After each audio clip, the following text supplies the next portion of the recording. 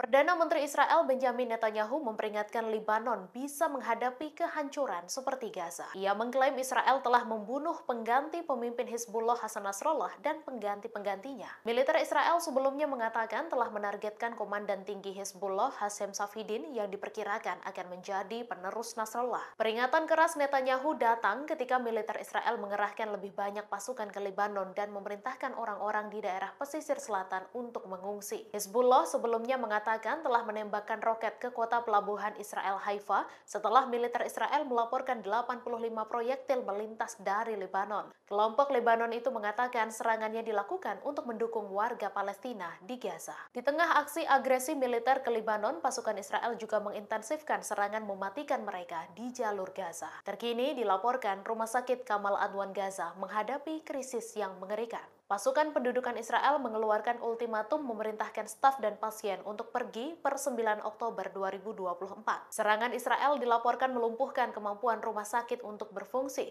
Selain itu, pasukan Israel juga mengepung dan menembaki kantor-kantor administrasi. Diketahui Rumah Sakit Kamal Adwan adalah salah satu dari beberapa fasilitas kesehatan yang dioperasikan kembali setelah Israel menarik mundur pasukannya dari Gaza. Namun rumah sakit itu kembali dikepung setelah Israel menyerbu kembali Gaza Utara. Israel semakin memperluas perang di Timur Tengah dengan menyerang Damaskus, Suriah pada Selasa 8 Oktober. Kementerian Luar Negeri Suriah menyatakan serangan Israel sebagai kejahatan brutal dan menewaskan 7 warga sipil. Seorang saksi mata Israel menyerang Damaskus adalah Habib, menyebut serangan terhadap bangunan perumahan dan komersial di lingkungan Mazeh tersebut menimbulkan situasi seperti hari kiamat. Gedung yang menjadi target serangan Israel itu disebut tengah digunakan oleh Garda Revolusi Iran untuk pertemuan dengan Hizbullah. Kementerian Luar Negeri Suriah menyerukan tindakan segera dari berbagai pihak untuk menghentikan Israel menyeret negaranya ke dalam konflik Israel dan Iran. Suriah saat ini menjadi negara ketiga yang diserang Israel dalam sepekan terakhir selain Gaza, Palestina, dan Lebanon.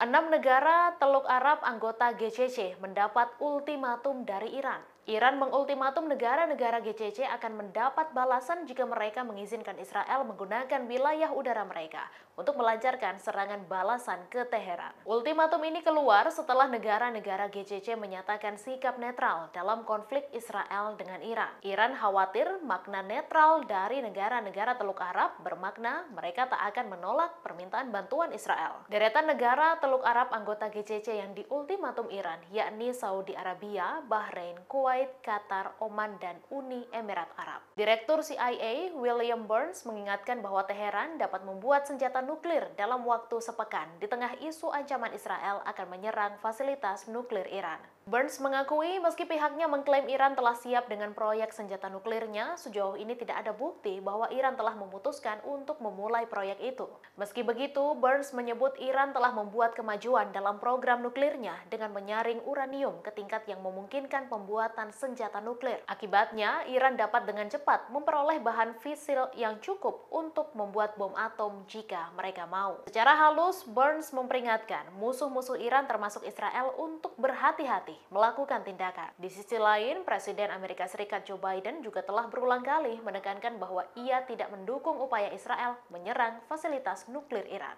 Download Tribun X sekarang, menghadirkan lokal menjadi Indonesia.